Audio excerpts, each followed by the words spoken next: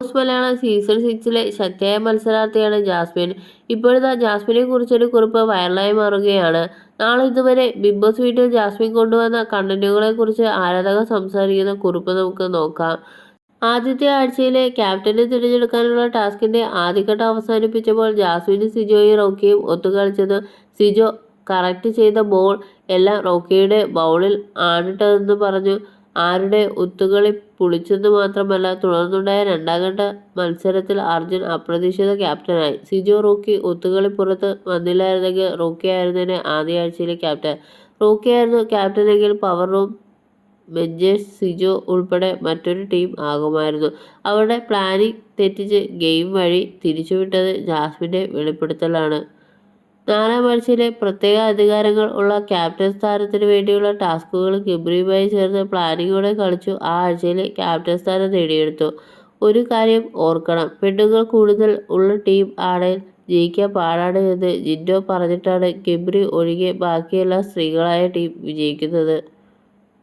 പ്രത്യേക അധികാരങ്ങളുള്ള ക്യാപ്റ്റനായ ജാസ്മിന്റെ ടീം സ്പ്ലിറ്റിംഗ് രസകരമായിരുന്നു. തമ്മിലടിക്കാൻ സാധ്യതയുള്ളവരെ ഫോർ എക്സാമ്പിൾ ജിൻഡോ നോറ ഒരു ടീമിൽ ആക്കിയതോടെ ആ ആഴ്ച അവർ തമ്മിൽ നടക്കേണ്ടിയിരുന്ന ഫൈറ്റ് കണ്ടന്റ് ഇല്ലാതെ പോയി. ആ സമയത്ത് ലൈവിൽ നടന്ന ഋഷി അൻസിബ കോൺവെർസേഷനിൽ അവരിത് ചർച്ച ചെയ്യുകയും ചെയ്തിരുന്നു. റോക്കി, സിബിൻ, ജിൻഡോ, റസ്മിൻ എന്നിവർ അനായാസം എക്സ്പോസ് ചെയ്യിച്ചത് ജാസ്മിനാണ്. റോക്കിയെ പ്രൊവോക്ക് ചെയ്യാൻ അവരെ നോക്കി 1, 2, 3, 4 എന്ന് പറഞ്ഞാൽ മതിയെന്ന് കാണിച്ചു തന്നു. ഇത് വീക്കെൻഡ് വീഡിയോ കാണിച്ച നെക്സ്റ്റ് ഡേ റോക്കി പുറത്തായി.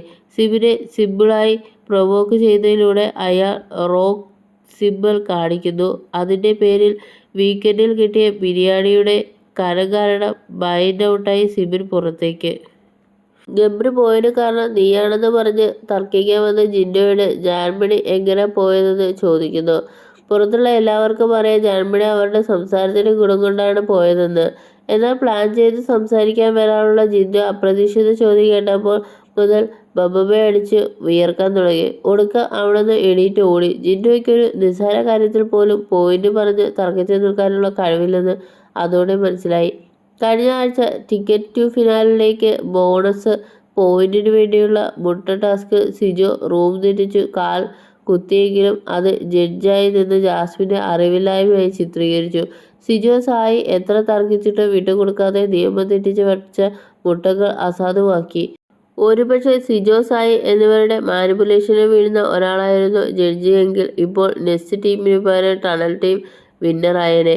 അതായത് ബോണസ് പോയിന്റുകൾ ടിക്കറ്റ് ടു ഫിനാലിലെ നിർണായകമാണെന്ന് അറിയുമ്പോഴാണ് ജാസ്മിൻ അവിടെ കാണിച്ച നോൺ കോംപ്രമൈസിങ് മെന്റാലിറ്റി എത്രത്തോളം നെക്സ്റ്റ് ടീമിന് ഗുണം ചെയ്തു എന്ന് മനസ്സിലാവുന്നത്.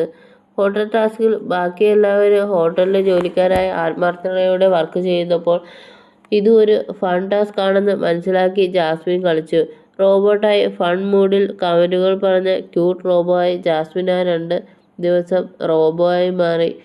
ഗസ്റ്റായി വന്ന സീസൺ 1 വിന്നർ സാബുവിനെയും ശ്വേതാമേനോനെയും അവരുടെ സംസാരത്തിനിടെ ജാസ്മിൻ അസാധ്യ പ്ലെയർ ആണെന്ന് വരെ പറഞ്ഞു.